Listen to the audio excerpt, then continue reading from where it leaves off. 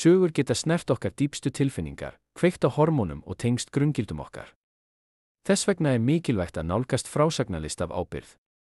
Við höfum safnað nokkrum ráðum fyrir leiðbeinendur hvernig á að skapa og viðhalda öruggu og vinalegu rými þar sem öllum finnst þeir geti deilt sínum sögum.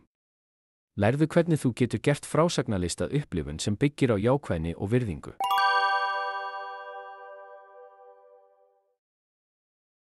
Örugt rými er líkamlegt eða tilfinningalegt umhverfi sem hvetur til samtala sem eru inngildandi og þar sem sýnd er virðing.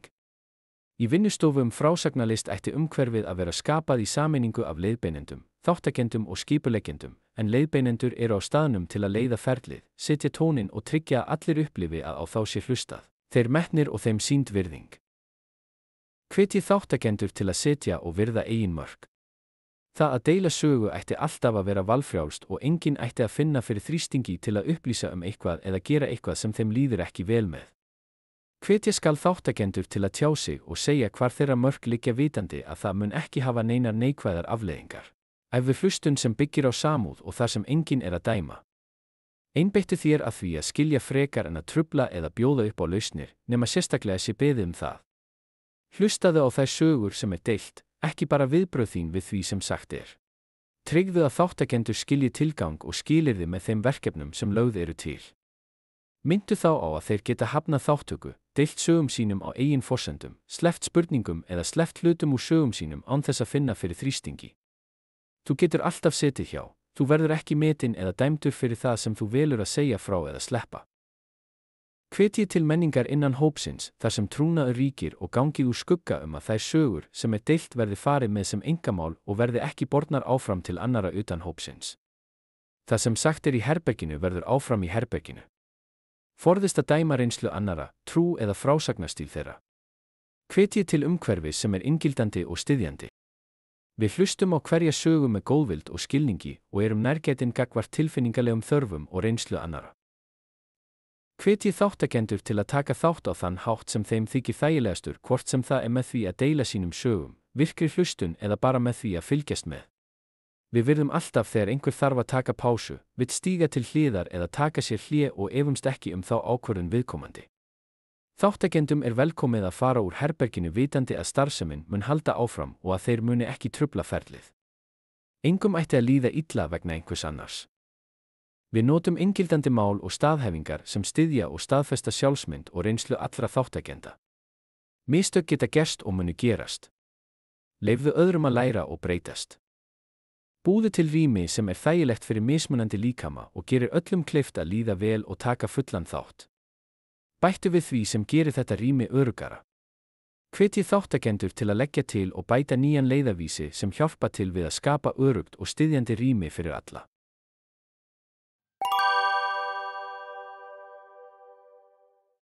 Ábyrg frásögn.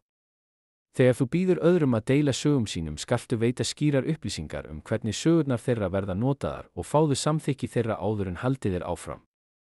Sögumenn ættu að gera sér grein fyrir hvernig sögur þeirra verða geymdar, þeim deilt og þær meðhöndlaðar.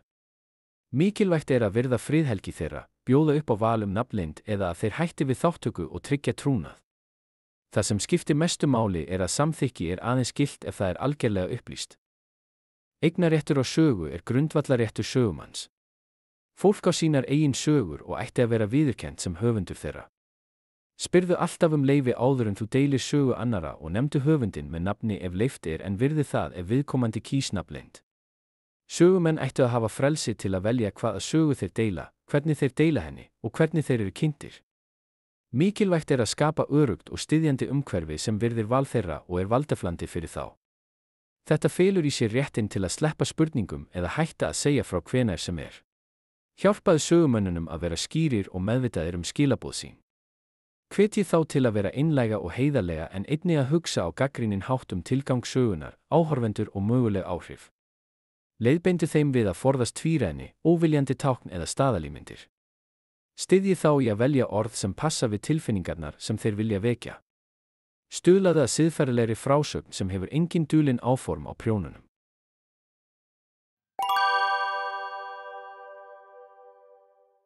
Starf með viðkvæmum hópum.